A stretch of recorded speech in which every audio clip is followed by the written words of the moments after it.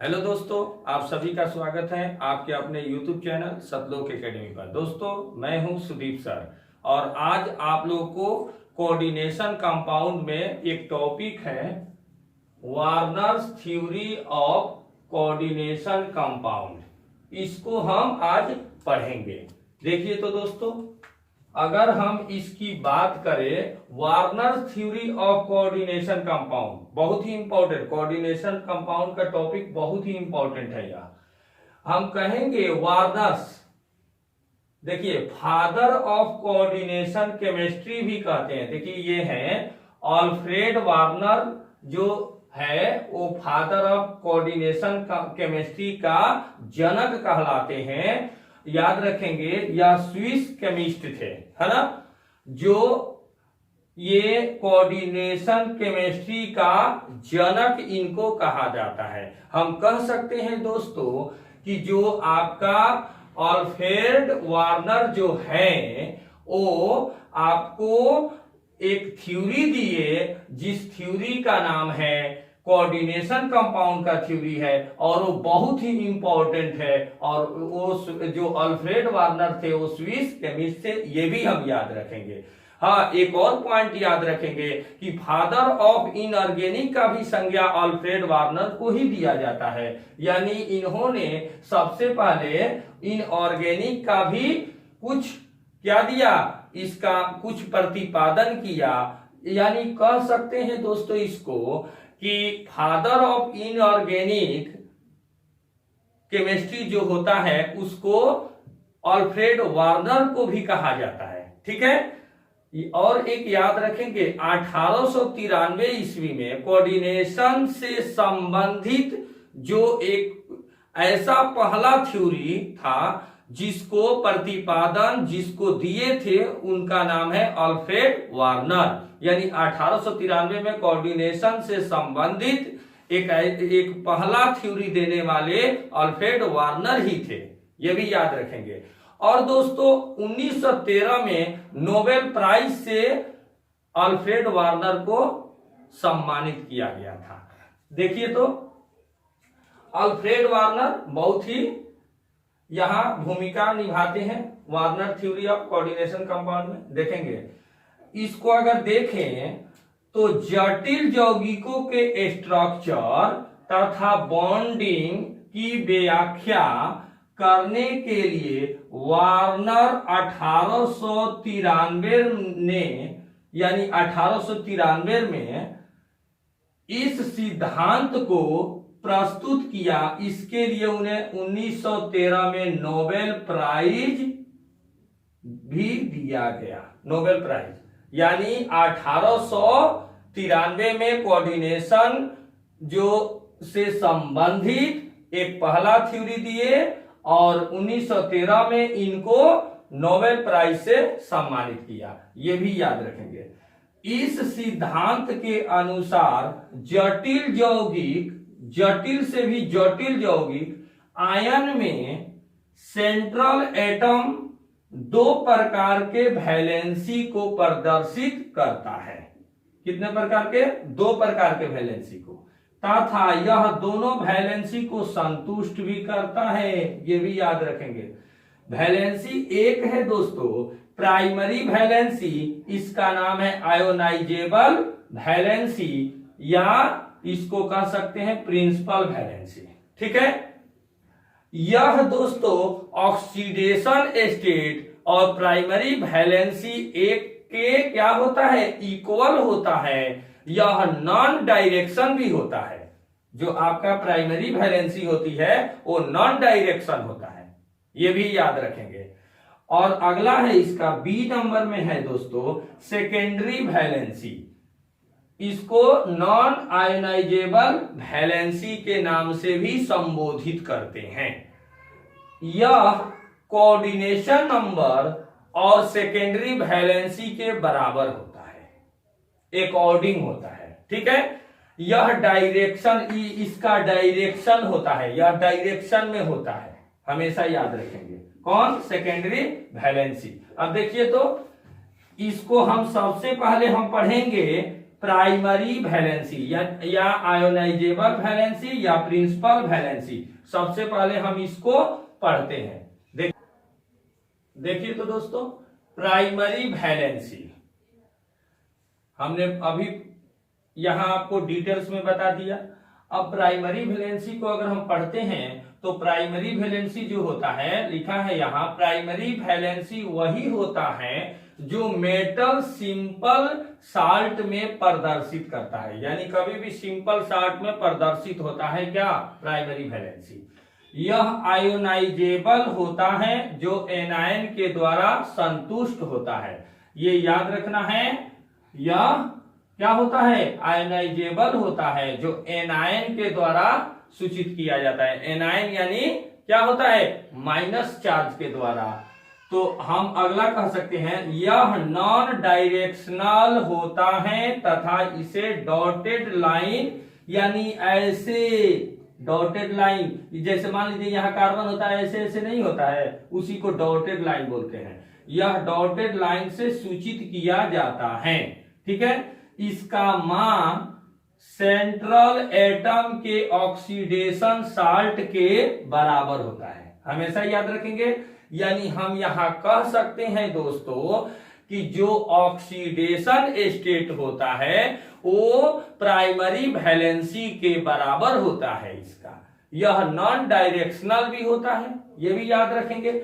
जैसे एक एग्जाम्पल के थ्रू समझ सकते हैं, COCl3 है और हम जानते हैं एनायन चार्ज द्वारा इसको सूचित किया जाता है। अगर हम एनायन एक चार्ज ले लिए, एनायन चार्ज लेते हैं और इसमें इतना में अगर पूछ दे, इसमें क्या है? इसमें CO का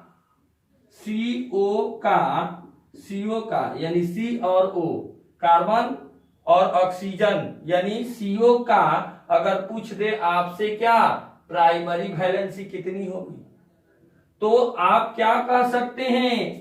PV यानी प्राइमरी वैलेंसी को इस तरह भी शॉर्ट में लिख सकते हैं, ऐसे PV भी हम शॉर्ट में ले सकते हैं, PV। ठीक है, ये भी याद रखेंगे। तो PV यानी प्राइमरी वैलेंसी CO का इसमें कितनी होगी?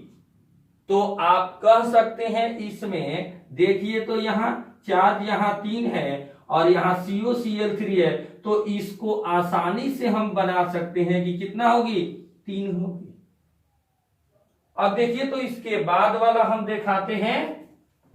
देखिए तो, अब देखिए तो दोस्तों, सेकेंडरी वैलेंसी देखेंगे। इसको हम SV से सूचित कर देंगे। ठीक है, अब हम इसको पढ़ेंगे। सेकेंडरी वैलेंसी को हमने बताया था, इसके और ही नाम है। यहां देखिए तो इसको, अब इसको पढ़ेंगे। इसका मान कोऑर्डिनेशन नंबर, यानी इसको शॉर्ट में CN लिखेंगे, कोऑर्डिनेशन नंबर के बराबर होता है। हमेशा याद रखेंगे, सेकेंडरी वैलेंसी का मान कोऑर्डिनेशन नंबर के बराबर होता है। ठीक है, यह प्रायः नॉन आयोनाइजेबल होता है तथा लिगेंड्स के द्वारा संतुष्ट होता है। यह नॉन आयोनाइजेबल होता है, यानी यह इसका डायरेक्शनल या नहीं होता है। ठीक है, इसे ठीक लाइन डिस्क के द्वारा सूचित किया जाता है। देखिए तो, इसको ठीक लाइन द्वारा सूचित किया जाता है। हम कह सकते हैं दोस्तों, कोऑर्डिनेशन नंबर बराबर सेकेंडरी वैलेंसी, यानी यह सेकेंडरी वैलेंसी जो होती है कोऑर्डिनेशन नंबर के बराबर होती है। हम एक एग्जांपल से समझेंगे। COCl3 प्लस 5NH3 और इसको इस प्रकार CONH3 होल 5Cl, इस तरह से अगर हम इसको आपस में प्रतिक्रिया करा के हम ये रिजल्ट प्रोडक्ट अगर पाते हैं, और इसमें अगर आपको कह रहा है कि आप बताइए कि इसमें प्राइमरी वैलेंसी NH3, यहाँ पे प्राइमरी वैलेंसी और सेकेंडरी वैलेंसी, यहाँ पे अगर आपसे कह देगा कि प्राइमरी वैलेंसी और यहीं पे आपको कह देगा सेकेंडरी वैलेंसी अगर बताने के लिए, तो आप यहाँ पर क्या बता सकते हैं? आइए इसको अगर डायग्राम से समझे तो इसका वैल्यू आसानी से बना सकते हैं।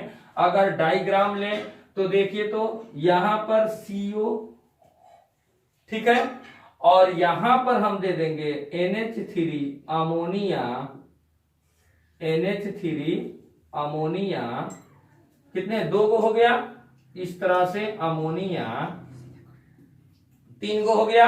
अब यहां पे ठीक लाइन Cl, इधर भी Cl हो गया ठीक लाइन से, और यहां भी हम अमोनिया को दर्शा देंगे, और यहां भी हम अमोनिया को दर्शा देंगे क्योंकि 5 है अमोनिया, ठीक है, और यहां पर हम Cl को दर्शा देंगे, ठीक है, ये वाला Cl हो गया।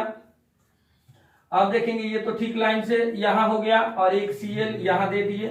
अब हम इसमें, अगर आपको इसमें बताना होगा, ये तो इसका डायग्राम हो गया स्ट्रक्चर के रूप में इसका फिगर। अब इसमें आपको देखना है पीवी प्राइमरी वैलेंसी और सेकेंडरी वैलेंसी। तो हम कह सकते हैं दोस्तों कि इसमें 3 हो गया प्राइमरी वैलेंसी, इसमें कितना हो गया, देखिए तो 3 हो गया। और सेकेंडरी वैलेंसी की चर्चा करें तो हमारा आसानी से यहां कितना मिलेगा, 6 मिल जाएगा।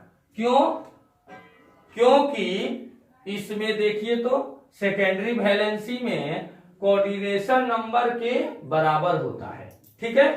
अब देखिए तो इसमें कुछ आगे देखते हैं।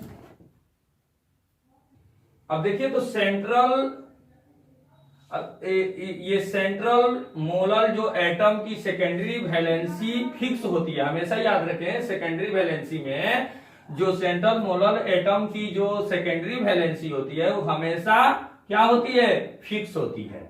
अगला है इसमें टॉप, इसमें पॉइंट है सेकेंडरी वैलेंसी से बंधित लिगेंड्स विभिन्न कोऑर्डिनेशन नंबर के अनुरूप विमीय व्यवस्था में व्यवस्थित रहते हैं, जिसे कोऑर्डिनेशन पॉलीहेड्रॉन कहा जाता है, ठीक है। अब इसके कुछ टर्म देखते हैं, जैसे कोऑर्डिनेशन नंबर जब 2 रहेगा तो उसका ज्योमेट्री लीनियर कहलाती है, याद रखेंगे। और कोऑर्डिनेशन नंबर अगर 3 जिसकी होती है उसका ट्राइगोनल प्लेनर उसका ज्योमेट्री होती है, और कोऑर्डिनेशन नंबर 5 जब होगी तो टेट्राहेड्रल या क्या कह सकते हैं, स्क्वायर प्लेनर उसका ज्योमेट्री होती है। इस प्रकार आगे भी इसमें देख सकते हैं, ठीक। देखिए तो वार्नर जो हम थ्योरी अभी पढ़े उसी से रिलेटेड है, ये है आपका उसी का एकदम फॉर्मेशन है। Limitation of Warner theory, Warner theory का लिमिटेशन देखेंगे। यह सिद्धांत जटिल यौगिकों के मैग्नेटिक प्रॉपर्टी तथा ऑप्टिकल प्रॉपर्टी की, मैग्नेटिक और ऑप्टिकल प्रॉपर्टी की व्याख्या नहीं करता है। यह मैग्नेटिक और ऑप्टिकल जो प्रॉपर्टी होती है इसकी, वह उसका व्याख्या वार्नर, जो अल्फ्रेड वार्नर का जो ये थ्योरी है, ये उसका व्याख्या नहीं करती है। कुछ ही मेटल एटम जो होते हैं, सम मेटल एटम जो कॉम्प्लेक्स का निर्माण करते हैं, इसकी व्यवस्था नहीं करता, ठीक है।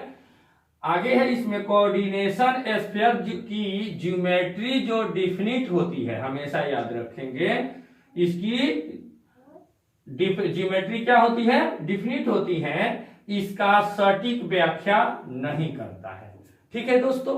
तो आज के हम लोग इस वार्नर थ्योरी के माध्यम से इसमें कुछ इंपॉर्टेंट इसका फॉर्मेशन को समझे। अब हम अगले वीडियो में आपको इससे आगे भी हम व्यवस्था को पढ़ाएंगे, इसके जो फॉर्मेशन है अन्य है उसको पढ़ाएंगे, ठीक है। अगर हमारा आज का वीडियो आपको अच्छा लगा होगा तो मेरे चैनल को सब्सक्राइब करें, लाइक करें और बेल आइकन को प्रेस कर दें, ठीक है। थैंक यू, धन्यवाद, बेस्ट ऑफ लक।